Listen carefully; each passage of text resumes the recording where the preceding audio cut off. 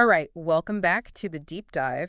Today we're diving into Voltaire, Voltaire, yes. which, I think for someone with an interest in philosophy, Absolutely I right. think Voltaire is someone that kind of jumps out at you. Yeah.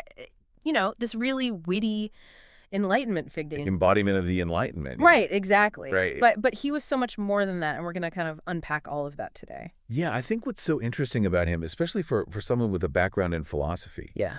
is this kind of paradoxical position he has. Right. Where he himself, wasn't so concerned with building like grand metaphysical systems. Right, right. In fact, he was often very critical of that kind of philosophy. Yeah. Yeah. But as we'll see, and as our main source here makes clear, the Stanford Encyclopedia of Philosophy entry on Voltaire, he had this really huge, really profound influence on the development of modern philosophy. Right. And even the way we understand the role of the philosopher. Right. It's fascinating. Yeah, so that's exactly what we're going to be unpacking today Yeah. is this idea of, how did this writer who's known for plays and poems and even satire, how did he become such a central figure Right. in the evolution of modern thought? And Right. and to understand that, we're going to have to kind of dive into his formative years, so to speak. Yeah. I think a good place to start is with, his early life. Yeah. So Voltaire was born François-Marie Dauet in 1694. And he was born into this kind of prosperous family that was right in the heart of the elite in Louis XIV's France. Right. So he had a pretty comfortable upbringing, let's say, and he also got a really good education from the Jesuits. Yeah. Which I think is noteworthy. He got this grounding in classical thought. Yeah. But his real passions were always literary. Right. That's really where he excelled. Yeah, and his father, being kind of a more pragmatic person, Yes, very woody. was not really thrilled about these artistic ambitions, right? Okay. He had a vision for him in law or public service or something like that. Exactly. Something a little more, secure and respectable. Right. Right. Exactly. Yeah. So we see these brief and kind of half-hearted attempts by young François-Marie Yeah. to kind of follow in his father's footsteps. Yeah. He tries law school. Yeah. He tries to be a lawyer's apprentice. And even, at one point he's a secretary for a diplomat. Right. But all Like it sticks, right? none of it sticks. He's drawn Right. to literature and to this kind of vibrant intellectual circle. Yeah. That was in Paris during the Regency, Right. which was from 1715 to 1723, if you're keeping track at home. But yeah, this period, it's really illuminating because it shows this kind of this deep immersion in libertine society. Right. And that wasn't just, wasn't just about pleasure. It was also a very specific kind of cultural sphere. Right. Where they really valued wit, refined taste, and a kind of intellectual freedom. Yeah. That was really important. Right. So we see his kind of literary debut in 1718 with the play Oedipe, which kind of launched him into these elite social circles. Yeah. And around this time he adopts the name Voltaire, by the way. Right. But then beyond those kind of glittering salons, he's also frequenting these more discreet gatherings. Yeah. Of free thinkers and kind of less conventional thinkers. Right.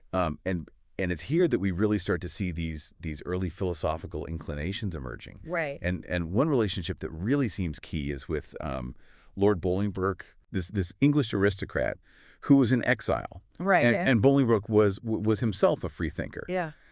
And he was probably Voltaire's first real introduction to this world of English natural philosophy. Right. The ideas of John Locke and the early kind of developments in Newtonian thought. Yeah. So we see this kind of early influence, but then the real turning point, I think, is when Voltaire himself is exiled to England. Yeah. From 1726 to 1729, and this was actually a result of this kind of affair of honor that he got involved in. Right. With the Duc de Rohan. Yeah, but it turns out to be this huge kind of intellectual opportunity for him. Right, exactly. It's kind of a blessing in disguise. Right. He's forced to leave France, but then he ends up in England where, through Bolingbroke, he connects with all these key literary figures, Right. like Swift and Pope and John Gay. Yeah. And these are people who are using literature in this really interesting way as a tool, as a way to critique politics and society. Right. I mean, think about Gulliver's Travels. I mean, that's just this amazing blend of satire and social commentary. Yeah. And that clearly resonated with Voltaire. Right. But it wasn't just the literary scene that influenced him. Yeah. He also had this other key contact, Everard Faulkner, who was a merchant, and Faulkner introduced him to Whig political circles. Yeah. And crucially to the world of Newtonian science. Right. So I mean, he even meets Newton's sister, and here's the famous anecdote about the apple falling from the tree. Right. Which Voltaire actually played a role in popularizing. Right. But he also engaged with thinkers like Samuel Clarke, and it seems like he probably attended public lectures on Newtonian physics. Yeah. So he was really absorbing this new scientific worldview. Right.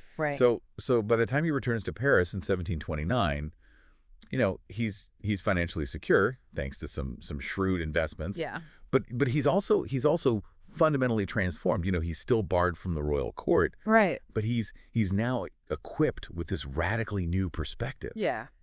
And this is really where his Lettres philosophiques, which he published in 1734. Right. This is where this book really marks a turning point. This is where he really starts to embody the figure of the philosophe. Right. And this work, I mean, it was so different. Yes, very much so. Because it was based on his time in England. Yeah. But it wasn't like a traditional philosophical treatise or anything like that. It was almost like a journalistic style of writing, right? Yeah, it was like a series of observations on different aspects of English society. Right. He talks about their religious tolerance, their parliamentary system, and importantly for us, their embrace of thinkers like Bacon and Locke and Newton. Right. Yeah. And this comparison, this direct comparison with French society. Yeah. Particularly the strong adherence to Cartesianism in France. Yeah. This did not go over well with the authorities. Right. So the book was published without authorization. Yeah. And it ended up being publicly burned. Right. Which instantly turned Voltaire into this kind of intellectual outlaw. Yeah. And he was even threatened with imprisonment. Right. So he was forced to flee. Yeah. And he ended up at Cirey with Emily du Châtelet. Right. And this partnership with du Châtelet is absolutely critical to understanding, his development as a philosophe. Right. I mean, Cirey becomes this center of intellectual energy. Absolutely, yeah. And du Châtelet herself is just this remarkable figure. She was deeply knowledgeable in mathematics and natural philosophy. Right. And she really became a key collaborator. Yeah. And they were both very active in this period from 1734 until her death in 1749. Yeah. And really emerge as really important philosophical voices. And it's really a story of their intertwined intellectual pursuits. Right. And one of the main pursuits was what the Stanford entry calls the Newton Wars. Right. So Voltaire, drawing on his experiences in England. Yeah. He positioned his Lettres philosophiques as this intervention in the debates that were happening in France about Newtonian science. Right. And particularly the concept of universal gravitation. Right. And he framed this as this fundamental difference between English empiricism, represented by Bacon, Locke, and Newton, and what he saw as the more speculative rationalism of Descartes and Malebranche.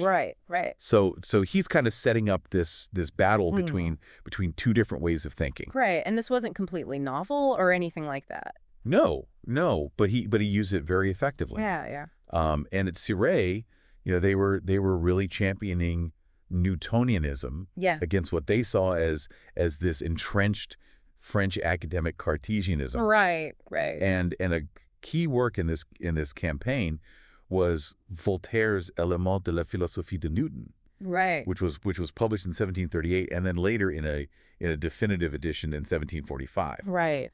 And he intended this book to be kind of an accessible explanation of Newton's ideas, Yeah. but also a strategic kind of war machine, as they say, Right. that was aimed at dismantling the Cartesian establishment. Right. So he was really going after them. Right. And it was pretty effective, too, right? Oh, yeah, absolutely. Yeah. I mean, he faced a lot of opposition, of course. Right.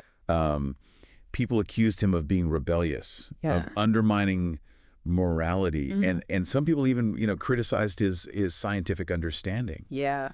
But Voltaire was pretty clever. Yeah. Because he basically lumped all of the opposition together under the banner of backward Cartesianism. Right. So by, around 1750, largely due to his efforts and Du Châtelet's contributions, the prevailing view in France had shifted towards Newtonianism. Right. So he really won that battle. Yeah. Yeah. In a sense, and this really marks a turning point for him in terms of his public perception. Right. Exactly. Right, because before he was kind of this outlaw figure, but this victory, so to speak. Yeah. It kind of recast him as this defender of philosophical truth, right, against error. Yeah, he becomes this kind of intellectual hero. Yeah, exactly, and he kind of becomes this intellectual figurehead, even though he's still producing all these plays and poems and historical works. Yeah, he never abandons that. Right. That side of him. Yeah, I mean, the fact that he even gets appointed as royal historiographer of France in 1745 really shows how much he was, kind of brought back into the fold of the old regime, even though it was kind of on his own terms. Yeah, on his own terms, exactly. Yeah. But then we have this fascinating period where he spends some time at the court of Frederick the Great in Prussia, starting in 1749. Yeah. And this kind of, further integrates him into these established power structures. Right. But of course, Voltaire being Voltaire, yeah, he has this, he's got this sharp wit and this fierce, independent spirit. Right. And so he ends up having a falling out with Maupertuis. Right. Over Leibnizian metaphysics, of all things. Yeah. And this leads to more public satire and eventually another exile. Right. In 1752. Right. And it's this kind of tension, right, between wanting to be part of these power structures, but also wanting to maintain his independence. Right. And his intellectual kind of freedom. Yeah, and that's a big part of his appeal, I think, even to this day. Right. But then this break with authority kind of leads him to settle in Geneva. Right. And then subsequently in Ferney in 1759. Yeah. And Ferney becomes this real hub of the French Enlightenment. Yeah. And it's here that his focus kind of broadens, you know, from just advocating for Newtonian science to this more encompassing program of promoting what he calls the party of humanity. Yeah. In opposition to fanaticism and superstition. Right. His famous slogan, "Écrasez l'infâme." Yeah. Which means crush the infamous. Yeah. This becomes his rallying cry. Right.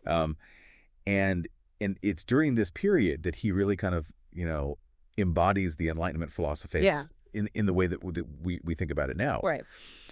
So he's collaborating with Diderot and D'Alembert on the encyclopedia, contributing articles, defending it against censorship. Yeah. He develops this close relationship with D'Alembert. Right. And they really kind of solidify this idea of philosophers as agents of change. Right, as activists for political and intellectual change. Yeah, they're not just armchair philosophers. Right. They're really trying to make a difference in the world. Yeah. And some of the major causes that he champions during this period are the defense of the encyclopedia, of course, and the campaign against the Jesuits, which actually leads to their expulsion from France in 1763. Right. So he was very successful in that. Yeah, and his Dictionnaire philosophique, which was published in various forms throughout the 1760s, becomes another weapon in this battle, so to speak. Exactly. Yeah, it's a real tool for spreading his ideas. Yeah, but it's important to note, right, that Philosophie à la Voltaire, right, it wasn't just about these formal treatises or anything like that. Right. It extended into his, his fictional works. Yeah, absolutely. Like Candide, right? And even his political activism, like the case of Jean Calas, right? Yeah, his defense of Jean Calas. Right. Who was wrongly accused of murdering his son. Right. And Voltaire really took up his cause and fought for justice. Right. So yeah, he was really committed to advancing reason and humanitarian justice Right. in all these different ways. And I mean, we can't forget his final return to Paris in 1778. Right. This was an amazing event. Right. He was celebrated as a hero of the Enlightenment. And then later he was reinterred in the Pantheon in 1791, which really solidified his status as a founder of the French Revolution, so to speak. Right. Then he becomes this symbol of the connection between critical reasoning and progressive social and political change. Right. And he still is today, really. Yeah. I mean, he's a very powerful symbol. So having gone through this fascinating trajectory of his life, let's turn to the kind of the core of his philosophical contributions, right? Okay, yeah, let's do that. And the entry really emphasizes that his legacy isn't just about, a specific set of doctrines that he came up with, but it's also about his practice of philosophy, the methods he used, and the aims he pursued. Absolutely, yeah. It's as much about how he did philosophy as about the specific things he said. Right. And his Enlightenment philosophy, so to speak, is really best understood as this set of interconnected stances and orientations. It's not this kind of systematic theory of everything. Right. It's more about a way of thinking. Right. And a way of approaching the world. And one of the central concepts that kind of runs throughout his work is liberty. Absolutely. Right. It's this idea that really connects, his philosophical thinking and his practical engagement with the world around him. Exactly. And we see this even in his unfinished Traité de Métaphysique from 1734, where he's already grappling with this question of human freedom. Yeah, he's engaging with thinkers like Hobbes and Leibniz. Yeah. And he's trying to find this path between strict determinism and this kind of absolute free will. Right. And then in his articles on free will and liberty and the Dictionnaire Philosophique, he kind of spells out his views a bit more clearly. Right. And he really praises Locke for connecting liberty to the passions. Yeah. And he argues that liberty in the sense of an uncaused will. That's not really a constant reality. Right.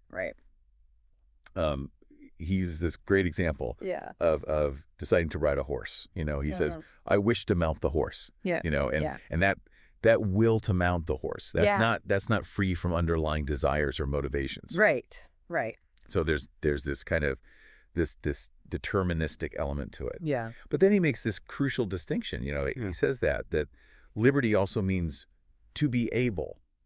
Yeah. So it's about the power, the capacity to actually act. Right. Which is distinct from just the wish, the desire. Right. So you have to have both, right? Yeah, exactly. Yeah. You have to have the will and the ability. Yeah, you need both the internal desire and the power to actually make it happen. Right. And that power is in part determined by our physical and psychological makeup. Right.